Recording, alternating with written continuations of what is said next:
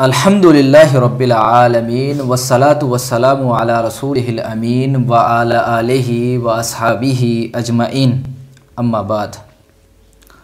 اللہ رب العزت کا فضل و کرم ہے کہ اہل الحدیث کی دعوت جو کہ خالص کتاب و سنت کی دعوت ہے وہ لوگوں تک پہنچ رہی ہے، اور آج پوری دنیا کے اندر اللہ کی توفیق سے اہل الحدیث کی دعوت پہنچ رہی ہے، اور لوگ جوک در جوک اہل الحدیث ہو رہے ہیں، کتاب و سنت کو مان رہے ہیں۔ لوگوں کی دکانیں بند ہوتی ہوئی نظر آ رہی ہیں لوگوں کو، یعنی کفر و شرک کرنے والے لوگ، ملحدہ الحاد کرنے جو الحاد یعنی جو زندیق قسم کے لوگ، الحاد کے قائل لوگ، تو اس قسم کے لوگ جو ہیں، جو زنادقہ ہیں، منکرین حدیث ہیں، اور اس طرح کے جو لوگ ہیں، تو اللہ کی توفیق سے اہل الحدیث نے ہر دور میں ان کا تعاقب کیا ہے اور کتاب و سنت کا علم بلند کیا ہے بفضل اللہ تعالی۔ تو اہل الحدیث کو یہ شرف حاصل ہے۔ اہل الحدیث کی تاریخ ہم دیکھیں تو اہل الحدیث کی تاریخ بفضل اللہ تعالی سنہرے اوراق سے لکھی گئی ہے، کہ جس کے اندر یہ بات موجود ہے کہ اہل الحدیث نے، وہ منکرین حدیث ہوں، وہ خوارج ہوں، وہ روافض ہوں، اور اس طرح کے عقل پرست معتزلہ جیسے لوگ جو عصر حاضر میں منکرین حدیث ہیں، جو کئی شکلوں میں پائے جاتے ہیں، غامدی ہو گیا، محمد شیخ ہو گیا، اور اس طریقے کے انجینئر محمد علی مرزا جہلمی ہو گیا رافضی، تو اس طریقے کے کئی لوگ جنہوں نے مطلقاً حدیث کا انکار کیا، یا احادیث جو ان کے عقل میں نہیں سمائی، کیونکہ ان کی عقلیں ناقص ہیں اور کم عقل لوگ ہیں، تو ہونا تو یہ چاہیے تھا کہ اپنی عقلوں کو احادیث پہ یعنی تابع کرتے، کتاب اللہ سنت رسول اللہ کے تابع کرتے، لیکن انہوں نے سوچا کہ نہیں، یہ ہمارے تابع ہونی چاہیے، لیکن نہیں، انہوں نے ایسا نہیں کیا، نقل کو عقل پہ ترجیح نہیں دی، بلکہ عقل کو نقل پہ ترجیح دے دی، لیکن انہوں نے ایسا نہیں کیا، انہوں نے الٹا کیا، جو باتیں ان کی عقلوں میں نہ سمائی تو انہوں نے اس کا انکار کر دیا۔ کسی نے کچھ احادیث کا انکار کیا، کسی نے تو مطلقاً احادیث کا انکار کر دیا کہ کوئی حدیثیں نہیں ہوتی، صرف قرآن ہے، تو انہوں نے کیا کیا، صرف اپنے عقلوں کے گھوڑے دوڑائے۔ کسی نے عذاب قبر کا انکار کیا کہ عذاب قبر جیسی کوئی چیز نہیں ہے، کسی نے کچھ، کسی نے میزان کا انکار کر دیا، جیسے امام بخاری رحمہ اللہ نے رد کیا ان لوگوں کا کہ بھئی کوئی جب اعمال وزن ہی نہیں رکھتے تو ان کا یعنی جو اعمال جو ہم بولتے ہیں، جیسے ہم نے کلام کیا، اب یہ کوئی جسم نہیں رکھتے، مجسم نہیں ہے، تو جب یہ جسم ہی نہیں رکھتے تو پھر ان کا وزن کیسے ہوگا؟ بھول گئے اللہ تعالیٰ علی کل شیء قدیر ہے۔ تو اس چکر میں انہوں نے، کیونکہ لازمی بات ہے عقلیں ناقص تھیں، تو عقلیں ناقص تھیں تو ہونا تو یہ چاہیے تھا کہ ترجیح کس کو دیتے، نقل کو ترجیح دیتے اپنی عقل پہ، لیکن انہوں نے اس کے الٹ کیا، لیکن انہوں نے عقل کو ترجیح دے دی نقل پہ، یعنی کتاب و سنت پر اپنی عقل جو ہے نا پیش کری اور کہا یہ ہمارے سمجھ نہیں آ رہی بات، تو انہوں نے اس کا انکار کر دیا۔ تو بہرحال ان لوگوں کا تعاقب جو عصر حاضر میں منکرین حدیث ہیں، غامدی ہو، محمد شیخ ہو، انجینئر محمد علی مرزا ہو، اس طرح کے جو لوگ ہیں نا، ان کا تعاقب، اور کچھ لوگوں کے شبہات کا ادالہ، ان لوگوں کے شبہات کا ادالہ کہ جو مطلقاً حدیث کا انکار کرتے ہیں یا کچھ اس کی جزیات کا انکار کرتے ہیں، آج اسی حوالے سے ہم گفتگو کریں گے۔ ہمارے ساتھ موجود ہیں بفضل اللہ تعالی نیو سعید آباد کے مدرسہ دارالرشاد کے شیخ الحدیث مفتی محمد افضل اکرم حفظہ اللہ تعالی، جو سید انور شاہ راشدی حفظہ اللہ کے مدرسے کے شیخ الحدیث ہیں، جو محب اللہ شاہ راشدی رحمہ اللہ تعالی کے پوتے ہیں، ان کے مدرسے کے شیخ الحدیث ہیں، تو حیدرآباد آئے ہوئے تھے، تو اللہ کی توفیق سے جو ہے نا آج ہم ان سے یعنی گفتگو کریں گے اس حوالے سے، اور جانیں گے کہ منکرین حدیث اور حدیث کی حجیت اور دیگر عنوانات پہ ہم ان سے یعنی گفتگو کریں گے، جو عنوان ہے۔ تو کہنے کا مقصد یہ ہے کہ میں شیخ صاحب کو کہتا ہوں کہ شیخ صاحب اب مجھے تھوڑا سا یہ بتائیے گا کہ حدیث کی حجیت کا اسلام میں کیا تصور ہے، کیونکہ چیز ہے کہ وہ بندہ مسلمان ہو سکتا ہے جو حدیث کا ایک حصے کا انکار کر دے، یعنی واضح جانے کے باوجود، کوئی مسئلہ نہیں اس پہ واضح ہے کہ یہ حدیث صحیح ہے، اس کے باوجود وہ اس کا انکار کر دیتا ہے مطلقاً، اور کہتا ہے میں اس کو نہیں مانتا، آیا وہ مسلمان رہتا ہے۔ اور جو مطلقاً انکار کر دے، جو کہتا ہے میں حدیث کو مانتا نہیں ہوں، کوئی حدیث ہوتی بھی ہے، بلکہ میں تو یہ مانتا ہوں صرف قرآن ہے۔ تو شیخ صاحب اس حوالے سے تھوڑا سا آپ بتائیں، اللہ تعالیٰ آپ کو جزائے خیر عطا فرمائے۔ الحمدللہ رب العالمین والصلاة والسلام علی سید الانبیاء والمرسلین۔ اللہ تعالیٰ محترم شیخ عبدالصبور حافظہ اللہ جزائے خیر عطا فرمائے کہ جنہوں نے حدیث کے دفاع میں کوشش کی، اللہ تعالیٰ ان کی محنتوں کو کاوشوں کو قبول فرمائے آمین اور انہیں میزان حسنات میں شامل فرمائے آمین۔ عرض یہ ہے کہ کوئی بھی شخص جو اپنے آپ کو مسلمان بھی کہلائے اور حدیث کا انکار کرے، ایسا کوئی مسلمان شخص نہیں ہو سکتا کہ جو حدیث کی حجیت کو، حدیث کو اپنے لیے اسلام کا ایک حصہ نہ مانے۔ بے شک حدیث اللہ تعالیٰ کی وحی ہے، اس کے بغیر نہ ہی اسلام کا تصور کیا جا سکتا ہے۔ لا يتصور الاسلام بلا سنہ، بے شک حدیث کے بغیر اسلام کا تصور بھی ممکن نہیں ہے، تصور ہی ممکن نہیں۔ اور حدیث و سنت کے بغیر اسلام کو سمجھا بھی نہیں جا سکتا ہے۔ بے شک لا يفهم الاسلام بلا سنہ، اور حدیث کے بغیر اسلام کو قبول بھی نہیں کیا جا سکتا۔ لا يقبل الاسلام بلا سنہ۔ بے شک آپ قرآن کو اس وقت تک قرآن سمجھ نہیں سکتے، بے شک قرآن کو قرآن مانیں گے کیسے؟ جب تک حدیث کو جب تک حدیث کو نہیں مانیں گے۔ نہیں مانیں گے۔ بے شک تو حدیث اللہ تعالیٰ کی وحی ہے، جس طرح قرآن اللہ کی وحی ہے، عین اسی طرح حدیث بھی اللہ کی وحی ہے۔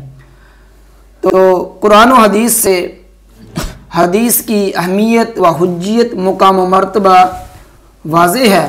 اللہ تعالیٰ نے قرآن کریم کے اندر اسی ضمن میں کئی آیات ایسی بتلائی ہیں، ارشاد فرمائی ہیں، نازل کی ہیں کہ جو حدیث کی حجیت کو واضح کرتی ہیں۔ بے شک اللہ تعالیٰ نے قرآن کریم کے اندر فرما دیا ہے وَمَا آتَاكُمُ الرَّسُولُ فَخُذُوهُ وَمَا نَهَاكُمْ عَنْهُ فَانْتَهُوا، کہ اے نبی کریم صلی اللہ علیہ وسلم، میرے نبی صلی اللہ علیہ وسلم تم کو جو حکم دے دیں، جس کام کرنے کا حکم تم کو دیں، تم اس کو مضبوطی سے پکڑو، تھام لو، اس پر عمل پیرا ہو جاؤ۔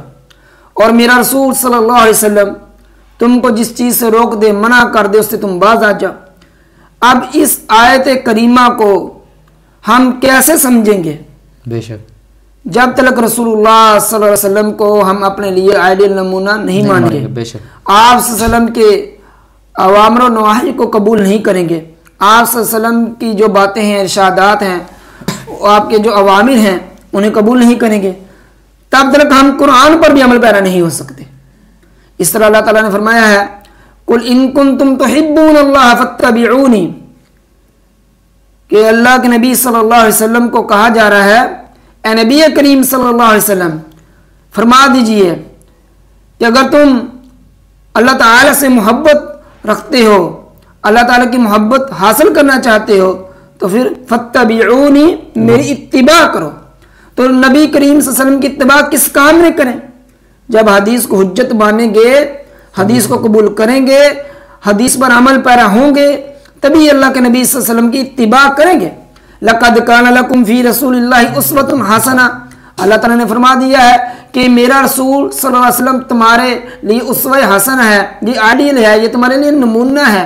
بے شک تو اللہ کے نبی صلی اللہ علیہ وسلم کے جو فرامین ہیں، جو آپ صلی اللہ علیہ وسلم کے ارشادات ہیں، جو آپ صلی اللہ علیہ وسلم نے زندگی گزارنے کے طریقے اور جو آپ صلی اللہ علیہ وسلم کی عادات تھیں، تو ہم اپنے تمام کاموں کو اسی ضمن میں دیکھیں گے۔ بے شک ہم اس وقت تک قرآن کریم پر عمل نہیں پیرا ہو سکتے جب تک ہم حدیث کو نہیں مانیں گے۔ بے شک مثلا قرآن کریم کے اندر آ گیا ہے اقیم الصلاۃ و آتوا الزکوٰۃ، تم نماز کو قائم کرو، زکوٰۃ ادا کرو۔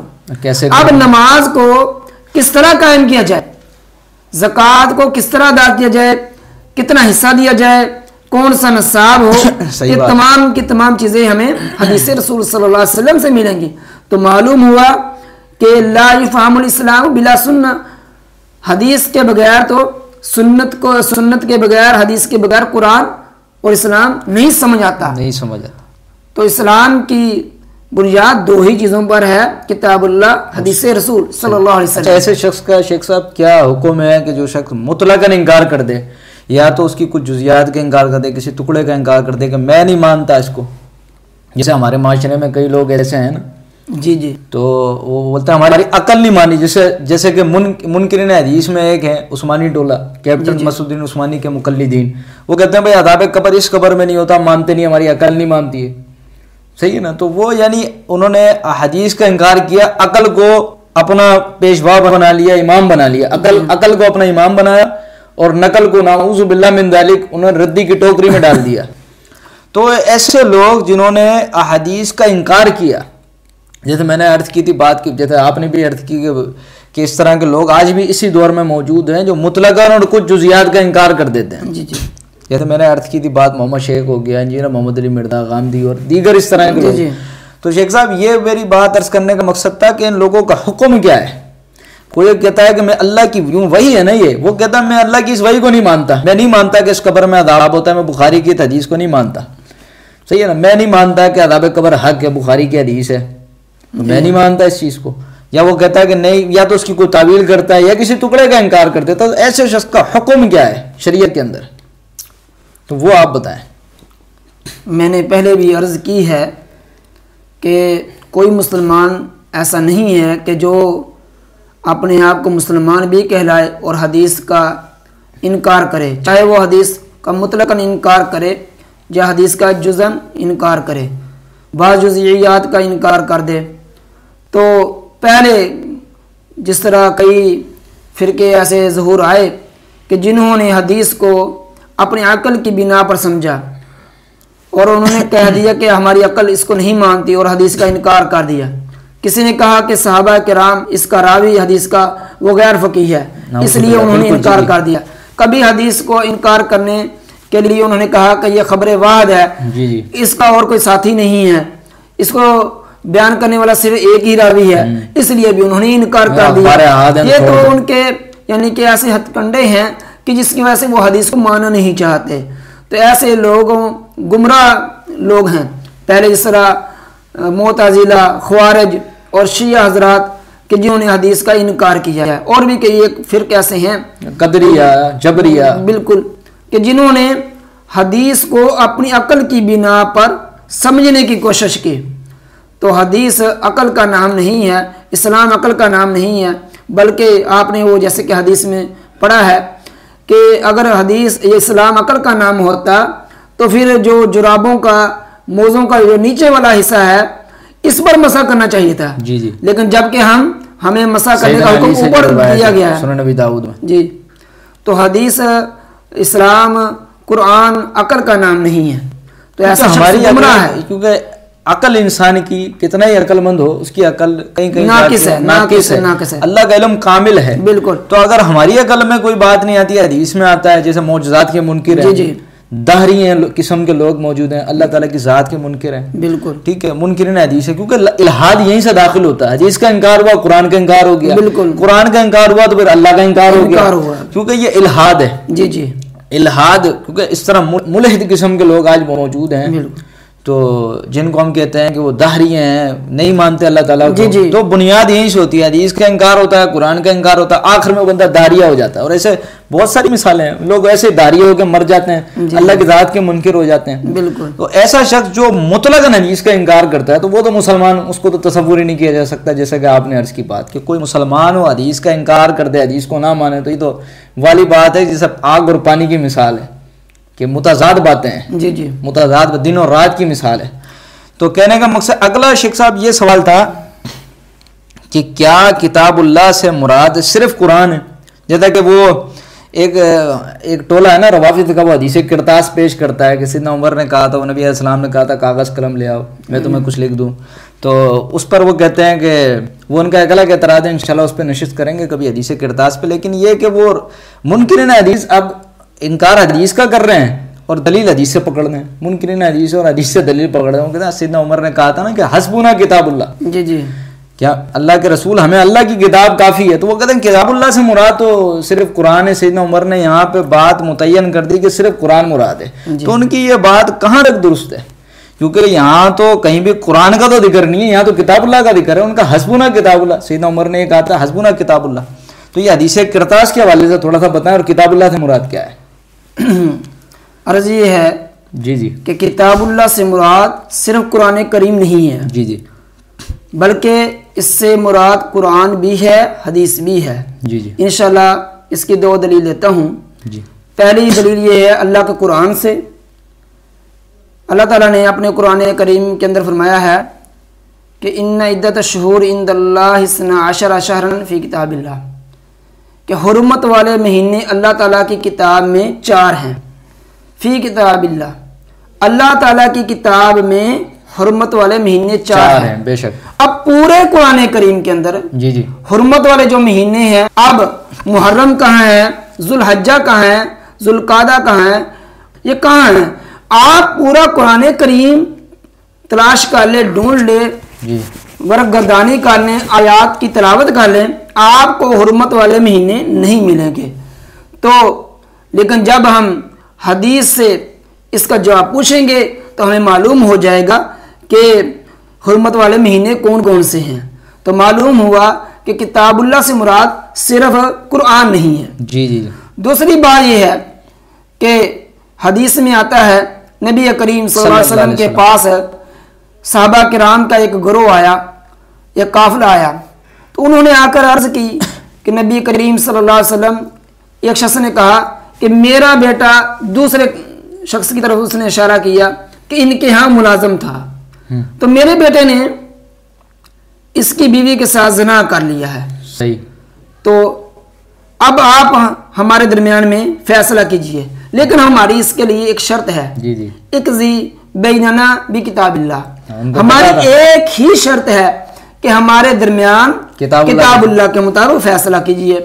اور نبی کریم صلی اللہ علیہ وسلم نے بھی اس شرط کو قبول فرمایا کہ لَقْضِيَنَّ بَيْنَكُمَا بِكِتَابِ اللَّهِ، میں تمہارے درمیان کتاب اللہ کے مطابق فیصلہ کروں گا۔ اب نبی کریم صلی اللہ علیہ وسلم نے اس شخص کو جس کے بیٹے کے بارے میں آپ صلی اللہ علیہ وسلم نے فرمایا کہ اس کو 100 کوڑے مارے جائیں گے اور 1 سال کی جلاوطنی کی جائے گی۔ اب دیکھو اس فیصلے میں اللہ کے رسول صلی اللہ علیہ وسلم جو ساری کائنات میں سب سے زیادہ سچے انسان ہیں، بے شک کہ جن کی سچائی کا، جن کے صدق کا، جن کے عدل کا بھی، کفار بھی، اور آپ صلی اللہ علیہ وسلم کے دور میں آپ کے جو دشمن تھے وہ بھی کہتے تھے کون بھی کوئی سچا انسان نہیں۔ اور آج کے مستشرقین جو ہیں، غیر مسلم جو ہیں، دانشور ہیں، مفکرین ہیں، وہ بھی اس بات کا اقرار کرتے ہیں کہ آپ صلی اللہ علیہ وسلم کے جو فیصلے تھے، آپ صلی اللہ علیہ وسلم کی جو سچائی تھی وہ برحق تھی۔ تو بات یہ ہے کہ ایسا تو تصور ہی نہیں ہے کہ اللہ کے رسول صلی اللہ علیہ وسلم قسم بھی اٹھا لیں اور کہہ بھی دیں کہ میں تمہارے درمیان کتاب اللہ کے مطابق فیصلہ کروں گا، اور پھر آپ اس بات کو پورا نہ کر پائے ہوں۔ تو نبی کریم صلی اللہ علیہ وسلم نے فرمایا کہ اس کو 1 سال جلاوطن کیا جائے گا۔ تو اب پورے قرآن کریم میں آپ جلاوطن کے بارے میں آیت ڈھونڈیں، آپ کو ایسی کوئی آیت نہیں ملے گی۔ تو معلوم ہوا اور نبی علیہ السلام نے فیصلہ بھی کتاب اللہ سے کیا ہے۔ تو معلوم ہوا کہ کتاب اللہ سے مراد صرف قرآن کریم نہیں۔ اب اس فیصلے کی دوسری شق کی طرف نظر دوڑائیں تو نبی کریم صلی اللہ علیہ وسلم نے امیس صحابی سے یہ حکم دیتے ہوئے فرمایا کہ اے امیس وغدو یا امیس، اے امیس آپ کل اس کی بیوی کے پاس جانا، فعین اعترافت، اگر وہ اعتراف کر لے، اپنے جرم کا اقرار کر لے تو اس کو تم رجم کر دینا۔ تو اب رجم کیا ہے؟ قرآن کریم میں کہاں ہے؟ نہیں ہے۔ تو قرآن کریم میں رجم کا ذکر نہیں ہے۔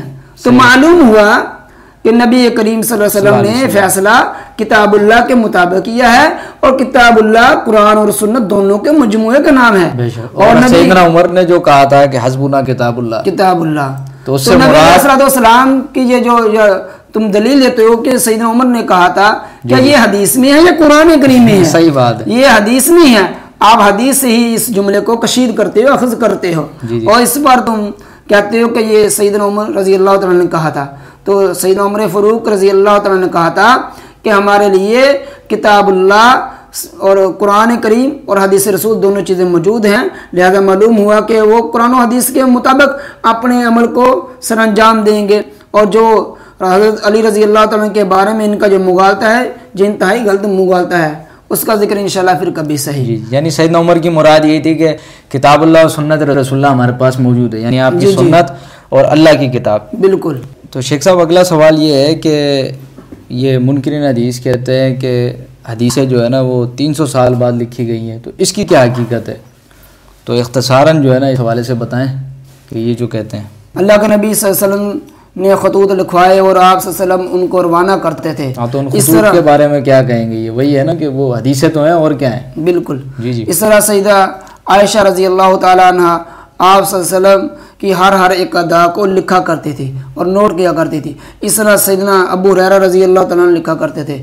اس طرح عبداللہ بن عمرو بن عاص رضی اللہ تعالیٰ عنہ وہ اللہ کے نبی صلی اللہ علیہ وسلم کی حدیث کو لکھا کرتے تھے, اور ان کا ایک جو صحیفہ تھا وہ اللہ کے نبی صلی اللہ علیہ وسلم کی حدیث کی جو کتاب ہے مسند امام احمد بن حنبل, اس کے آخر میں بالکل یہ درج ہے السنۃ الصحیحہ یا الصحیفۃ الصحیحہ کے نام سے یہ شامل ہے. یہ سیدنا ابو ہریرہ کے شاگرد کا, حماد بن منبہ کا؟